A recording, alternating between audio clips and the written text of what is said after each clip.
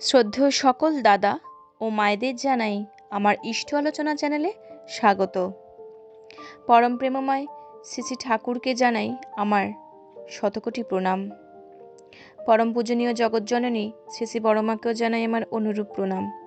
পরম পূজ্যপাদ শ্রী শ্রী বরদাকেও জানাই আমার তদরূপ প্রণাম। আপনাদের সবাইকে আমার অন্তর্নিহিত প্রণাম ও জয়গুরু। আজকে আমার বিষয় অক্ষয় স্মৃতি।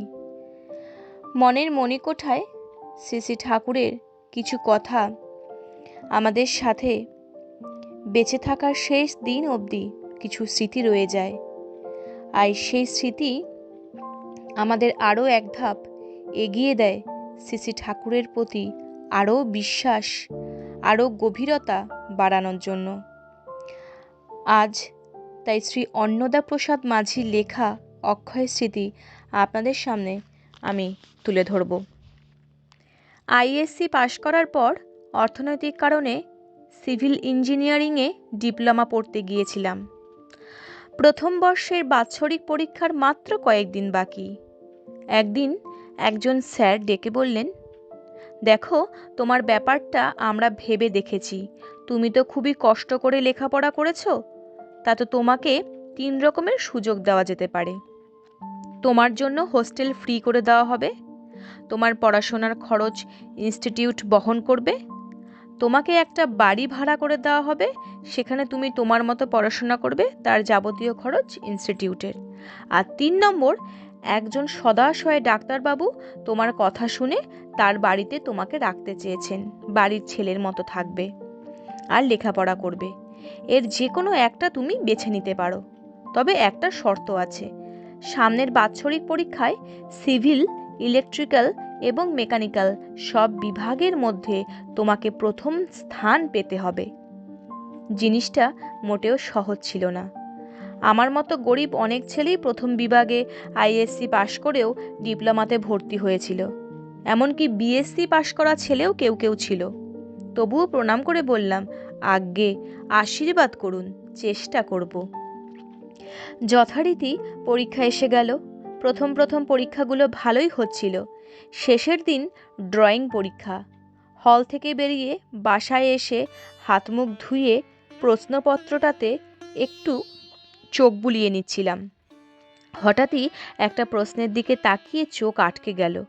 সমস্ত শরীর অসাড় হয়ে গেল যেন। 25 নম্বরের একটা প্রশ্ন একেবারে ভুল ড্রয়িং করে দিয়ে এসেছি।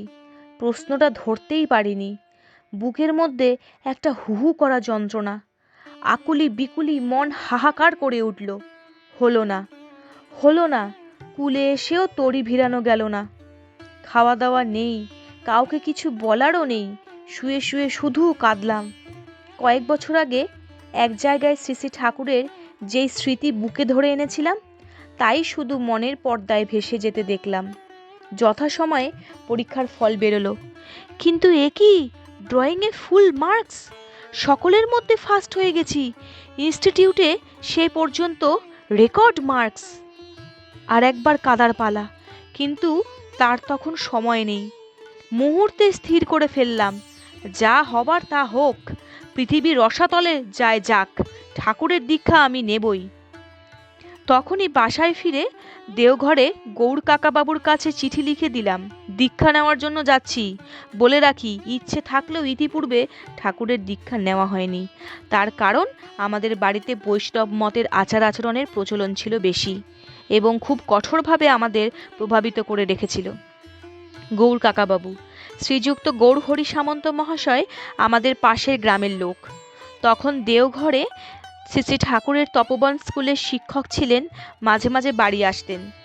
সেই সময় ঘটনাচক্রে ওর সাথে যোগাযোগ হয় এবং ঠাকুর সম্বন্ধে অনুরাগের সৃষ্টি হয়। 28শে সেপ্টেম্বর 1962 সাল বিকেল নাগাদ আমার 2 সহপাঠী বন্ধুসহ যোশীডি স্টেশনে এসে নামলাম। কাকাবাবু আগেই বলে দিয়েছিলেন বিষ্ণুপুরে ভালো তামাক পাওয়া যায়, ঠাকুর ভোগের জন্য তাই নিয়েছি। কাকাবাবু তখন কাস্টার্স টাউনে তটিনীকুড়ে সৎসঙ্গ তপোবন স্কুলের পাশে একটি ঘরে থাকতেন। ঠিকানা অনুযায়ী সোজা গিয়ে দেখা করলাম। তিনি প্রস্তুত হয়েই ছিলেন। সাথে সাথে বেরিয়ে পড়লেন। মাঠের ভেতর দিয়ে কোনাকুনি আধ ঘন্টা খানেক হাঁটার পর ঠাকুরবাড়ির গেটে ঢুকলাম। বর্তমান বড় নাটমণ্ডপের উত্তর পশ্চিমে কোণ ঘেঁষে সেই সময়কার কাঠের গোলতাসুর পশ্চিম পাশ দিয়ে ভেতরে ঢোকার রাস্তা ছিল, যেখানে প্রার্থনার পর শ্রী শ্রী ঠাকুরের বাণী পাঠ হয়। তাসুর সীমানা পেরোতেই কাকাবাবু বললেন, ওই দেখ ঠাকুর। চেয়ে দেখি সামনের বারান্দায় নিরালা নিবেশে যেন আমার দিকেই তাকিয়ে তিনি বসে আছেন। প্রথম ঠাকুর দর্শন, সামনেই ঠাকুর। বোধহয় চোখাচোখিও হয়ে গেল। যার সম্বন্ধে কোনো বোধ নেই, ধারণা নেই, কল্পনা করারও সাধ্য নেই, শুধু এইটুকু জানা তিনি ঠাকুর। দুপা এগোলেই তার কাছে যাওয়া যাবে। কেমন যেন হতভম্ব হয়ে গেলাম। অভিভূতের মতো কেবল সামনে যেয়ে প্রণাম করতে পারলাম। চোখ তুলে তাকাবার সাহসও হলো না। কাকাবাবু ভোগের দ্রব্য নিবেদন করে আমাকে দেখিয়ে বললেন, বাঁকুড়ার বিষ্ণুপুর থেকে এসেছে, দীক্ষা নিতে চায়। শ্রী শ্রী ঠাকুর জ্যোতি আশ্রমের দিকে ইঙ্গিত করে বললেন, ননির কাছে নিয়ে যাও। জ্যোতি আশ্রমে গেলাম। সেদিন আর দীক্ষা হলো না।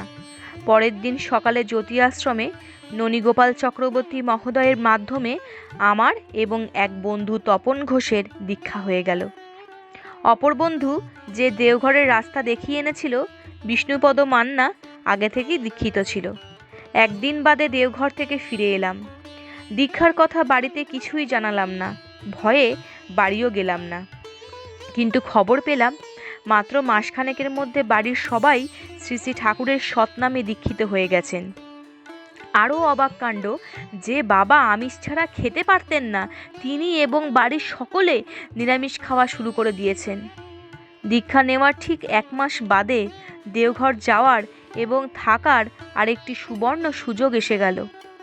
ইনস্টিটিউট থেকে দীর্ঘ 1 মাস ব্যাপী সার্ভে ক্যাম্পের আয়োজন দেওঘরেই স্থির হলো। সেই একটি মাস রোজ সন্ধ্যায় ঠাকুরবাড়ি এসে ঠাকুর দর্শন এবং তার সান্নিধ্য লাভের সুযোগ আমার জীবনে আরেকটি মহামূল্যবান স্মৃতি। স্যারদের এবং সহপাঠীদের সঙ্গে এনে ঠাকুর দর্শন করাতাম, ঠাকুরের কথা শোনাতাম। কেউ কেউ দীক্ষাও নিতেন। পরপর কয়েক বছর এই সার্ভে ক্যাম্পের ব্যবস্থা দেওঘরেই হয়েছিল এবং ঠাকুর দর্শনের লোভে চাকরিরত অবস্থাতেও ওই সময় 1 মাস ছুটি নিয়ে দেওঘরে এসে উপস্থিত হতাম। সব কিছু গতানুগতিক চলছিল, কিন্তু ব্যতিক্রম দেখা গেল এক জায়গায়। যে একেবারেই বাড়ি যেত না, সে যেন ক্রমশ ঘরমুখী হয়ে উঠল। বাড়ি যেয়ে সকলকে জুটিয়ে এনে প্রার্থনা, ঠাকুরের আলোচনা, গান ইত্যাদি নিয়ে বেশ একটি আসর জমে উঠল। ঋত্বিক দাদাদের সাইকেলে চাপিয়ে আত্মীয় স্বজন এবং সেরকম সম্ভাব্য যে যেখানে আছে সকলকে দীক্ষা দেওয়াতে লাগলাম। কেমন যেন একটা নেশা ধরে গেল। এছাড়া এই সময়ে এমন একটা মানসিক রোগে আক্রান্ত হয়ে পড়ি, ইষ্ট কাজে নিয়ত ব্যাপৃত থাকা ব্যতীত যার কোনো উপশম ছিল না। এক সময় এমন একটা অবস্থা দাঁড়ালো, এক ঋত্বিক দাদাকে বলেই ফেললাম, দাদা আমার খুব ইচ্ছা করে সারা জীবন এই রকম আপনাদের সঙ্গে ঘোরাঘুরি করি। এটা আমার ভীষণ ভালো লাগে, এটাই সবচেয়ে ভালো কাজ, কিন্তু এতে তো ঠাকুরের অনুমতি দরকার। আপনি ঠাকুরের কাছ থেকে একটু অনুমতি এবং আশীর্বাদ এনে দিন না। তিনি মুখে বলেন, সে হবে হবে। এক দাদাকে ধরলাম, কিন্তু কাজে কিছুই করেন না, বারবার তাগাদা দিতে শেষে আর আমল দেন না।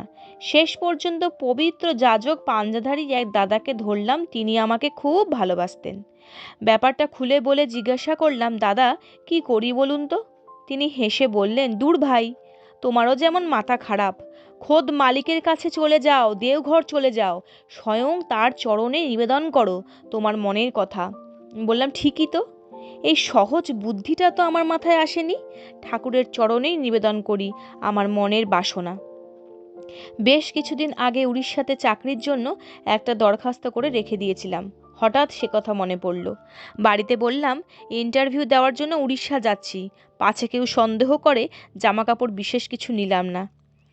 পয়সা করি কিছু সংগ্রহ করে নিয়ে দক্ষিণের পরিবর্তে সোজা উত্তর মুখে পাড়ি জমালাম। সেটাও ডিসেম্বর মাস। দেওঘরের প্রচণ্ড শীত। রাতের ট্রেনে জোসিডি স্টেশনে নেমে হাত পা অবশ হয়ে গেল। জুতো মোজা দূরের কথা, গায়ে শীতের চাদর পর্যন্ত নেই। এদিকে পয়সাও নেই। হাত পাও চলছে না আর। কাঁপতে কাঁপতে কোনো রকমে কিছু দূর হেঁটে বাজার পেরিয়ে এসে ফাঁকা মাঠে একটা কালভার্টের ওপর এসে বসলাম। আস্তে আস্তে পূব দিকে নন্দন পাহাড়ের মাথায় সূর্যি মামাকে উঁকি মারতে দেখা গেল। একটু বেলা বাড়তেই রোদে হাত পা গরম করে আবার হাঁটা শুরু করলাম। আশ্রমে এসে যখন হাজির হলাম বেশ বেলা হয়ে গেছে। তখন আশ্রমে লোকজনের বেশি ভিড় থাকতো না। একটা আস্তানা সহজেই জোগাড় হয়ে গেল। খাওয়ার জন্য ঠাকুরের আনন্দবাজারই তো আছে, কিন্তু আসল কাজটা হবে কিভাবে? একান্তে, একেবারেই একান্তে, যে বলতে হবে প্রাণের কথাটা প্রাণের দেবতাকে। কিন্তু সেটা কি আদৌ সম্ভব হবে? এদিক ওদিক ঘুরঘুর করতে থাকলাম। চেনা মানুষ কেউ যে একেবারে নেই তা নয়, কিন্তু যদি সেখান থেকে বিদায় নিতে হয়, যদি বলে দেয় এখন ঠাকুরের কাছে যাওয়া যাবে না, এমন সম্ভাবনাই তো বেশি। 1964 সাল। ঠাকুরের শরীর বিশেষ ভালো যাচ্ছে না। লোক যাতে ভিড় না করে তার জন্য সতর্ক পাহারা। এদিকে এক কাপড়ে থেকে থেকে মানুষের সামনে যাওয়ার মতো অবস্থা নেই। ঠাকুরের সামনে যাওয়া তো দূরস্ত। প্রথম দিন গেল, দ্বিতীয় দিনও কেটে গেল, তৃতীয় দিনও যায়। সুযোগের অপেক্ষায় আছি। বিকেলের দিক, হতাশ মনে ঠাকুরবাড়ির চত্বরে এদিক ওদিক তাকাতে তাকাতে হঠাৎ নিরালা নিবেশের দিকে চোখ পড়ে গেল। দেখি জানালা খোলা। ঠাকুর বিছানায় বসে আছেন, একেবারে একা, ধারে কাছে কেউ নেই। মুহূর্ত চিন্তা না করে তড়িৎ পদে ভিতরে প্রবেশ করলাম। জোর হাতে কোনো রকমে বলতে পারলাম, ঠাকুর, আপনার কাজ করতে চাই। হাত পা তখন কাঁপছে। পরমদয়াল চোখ তুলে তাকালেন, সেই দৃষ্টি, সেই সব গ্লানি মুছে নেওয়া প্রেম। আর কি চাই? আর কি চাওয়ারই বা আছে? সব যেন পূর্ণ হয়ে গেল। বাঞ্ছা কল্পতরু সব ব্যবস্থা করে দিয়ে মনের বাসনা পূর্ণ করে দিলেন। ততক্ষণে দুজন দৌড়ে এসে আমাকে ধরে ফেলেছেন। ঠাকুর তাদের নিরস্ত করে বললেন, ওকে বড় খোকার কাছে নিয়ে যা। পরম পূজ্যপাদ শ্রী বরদা তখন খড়ের ঘরে এসে বসেছেন। আমিও যথারীতি তার সন্নিকটে উপস্থাপিত হলাম। তখন ভয় অনেকটাই কেটে গেছে। সহজভাবে কথা বলতে পারছি। তিনি একটি একটু করে খুঁটিয়ে খুঁটিয়ে আমার সব কথা জিজ্ঞাসা করলেন। কোথায় বাড়ি? বাড়িতে কে কে আছে? লেখাপড়া কি? কি উদ্দেশ্যে ঠাকুরের কাছে এসেছো? এসব সব শুনে মিষ্টি করে শেষে বললেন, তুমি এখনো ছেলে মানুষ। এই পথ বড় কঠিন, খুব কষ্টের। পারবে না তুমি তা সহ্য করতে। বাড়ি ফিরে যাও। মা বাবা তোমার জন্য চিন্তা করছেন। আজ্ঞে, আমার জন্য কেউ চিন্তা করবেন না। আমি এইরকমই। আমি সব কষ্ট সহ্য করতে পারবো। মন স্থির করেই আমি এখানে এসেছি, বললাম হাত জোর করে। তিনি মৃদু হেসে বললেন, আমি তো এখনো মন স্থির করিনি। তুমি এখন যাও, পরে বলবো। তবুও দাঁড়িয়ে আছি দেখে বললেন, তুমি তো ইঞ্জিনিয়ারিংয়ে ডিপ্লোমা করেছো, ডিগ্রিটাও পাশ করে নাও, তারপর বলবো। মনের অতলে এই বাসনা চাপা পড়ে গেছিল, টেরই পাইনি।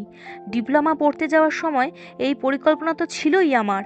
তার আড়ালে অর্থ, মান, যশ, প্রতিষ্ঠা, বাবা মায়ের কষ্ট দূর কথা, ভাই বোনদের মানুষ করা। দক্ষ চিকিৎসক সেই দুর্বল জায়গাতেই হাত দিলেন। রোগ না সরলে সে করবে কি? আর কিছু বলার নেই। নত মস্তকে আজ্ঞে বলে বেরিয়ে এলাম। বিস্ময়ের পর বিস্ময়। বাড়ি ফিরে দেখলাম উড়িষ্যা থেকে সত্যিই ইন্টারভিউ লেটার এসেছে।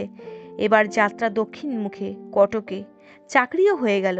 নিউ ক্যাপিটাল ভুবনেশ্বরকে কেন্দ্র করে প্রায় সারা উড়িষ্যা ঘোরা হয়ে গেল। কিন্তু বেশি দিন থাকতে হলো না। বছর দেড়েক পরেই রাইটার্স থেকে পশ্চিমবঙ্গ সরকারের অধীনে চাকরির নিয়োগপত্র এসে গেল। প্রথম কর্মস্থল শান্তিনিকেতনের সংলগ্ন ময়ূরাক্ষী ক্যানেলসের ডিভিশন অফিসে। সেটা 1966 সালের মে মাস। এই সময় প্রত্যক্ষভাবে নির্মাণ কার্য নিয়ে দুইবার প্রিয়পরমের সাক্ষাৎ, আশীর্বাদ লাভের সৌভাগ্য ঘটে। প্রয়াত জিতেন্দ্রনাথ দেববর্মন, যাকে আত্মীয় সূত্রে কাকা ডাকতাম, একদিন শ্রী ঠাকুরের কাছে নিয়ে গেলেন। তিনি তখন সিউড়িতে ঠাকুরবাড়ির নির্মাণ কার্য শুরু করেছেন। ভিত কাটা চলছে। শীতকাল। পার্লারের ভেতরে গেট পেরিয়েই প্রশস্ত জায়গায় ঠাকুরের বসার চৌকিতে সকালের রোদ পড়েছে। দয়াল রক্তকমল সদৃশ্য পদযুগল প্রসারিত করে দিয়ে প্রভাত সূর্যের উষ্ণতাটুকু উপভোগ করেছেন। আশেপাশে ভক্তরা টুকটাক আলাপে মগ্ন। জিতেন কাকা আমাকে দেখিয়ে বললেন, অন্নদা এখন শান্তিনিকেতনে থাকে, সিউড়ির কাজটা মাঝে মাঝে এসে দেখে যেতে পারে। পরম প্রেমময় করুণা ঘন দৃষ্টিপাত করে ঘাড় নেড়ে সম্মতি জ্ঞাপন করলেন। আর একবার শ্রী শ্রী ঠাকুরের রামকানালি আশ্রমে যাওয়ার কথাবার্তা চলছে। বাস রাস্তা থেকে আশ্রমে ঢোকার রাস্তায় একটা খাল, ব্রিজ না হলে ঠাকুরের গাড়ি কিভাবে পার হবে। অন্নদা বিজয় হালদারদা বয়সে আমার থেকে অনেক অনেক বড়, কিন্তু একই নাম বলে আমাকে মিতা বলে ডাকে। বললেন, মিতা চল ঠাকুরের কাছে যাই। সঙ্গে গেলাম। সন্ধ্যার পর ঠাকুর পার্লারের বিছানায় উপবিষ্ট। হালদারদা নিবেদন করলেন, রামকানালি আশ্রমে ঢোকার মুখে খালের ওপরে একটা ব্রিজ দরকার। অন্নদা ভাই যদি একটা ব্রিজের ড্রয়িং করে দেয় তাহলে বেশ হয়। দয়াল অধমের প্রতি দৃষ্টিসুধা প্রদান করে স্মিত মুখে ঘাড় কাত করে সম্মতি জানালেন। সেই মুখ, চোখের সেই স্নেহখরা দৃষ্টি যেন অবয়ব ধারণ করে আজও আমার সামনে বিরাজ করে। যেন সাক্ষাৎ দেখতে পাই, এই তো তিনি, আমার এত কাছে, এত আপন হয়ে, আমার সব কিছুর সাক্ষী হয়ে। এই তো আমার প্রেরণা, এই তো আমার শক্তি, এই তো আমার প্রাপ্তি। একটা জীবনে আর কি চাই? বলা বাহুল্য, আমরা সকলেই চাই শ্রী শ্রী ঠাকুরের কাজে ধ্যান দিতে, তার দিকে তদ্গত মন, তদ্গত ধ্যান দিয়ে তাকে সম্পূর্ণটা উদার করে দেওয়ার জন্য। কিন্তু তারাও যে অন্তর্যামী, তারা ঠিকই বোঝেন কার কখন কোন জিনিসের দরকার। এই প্রসঙ্গে একবার আমার পিতৃদেব শ্রী শ্রী দাদাকে নিবেদন করেছিলেন যে তিনি ঠাকুরের কাজ করার জন্য অত্যন্ত উৎসুক, তিনি চাকরি ছেড়ে দিতে চান। তখনই শ্রী শ্রী দাদা তার ঘাড় চাপড়ে তার স্পর্শে তাকে বুঝিয়ে দিয়েছিলেন যে এটা এখন চাকরি ছাড়ার সময় নয়।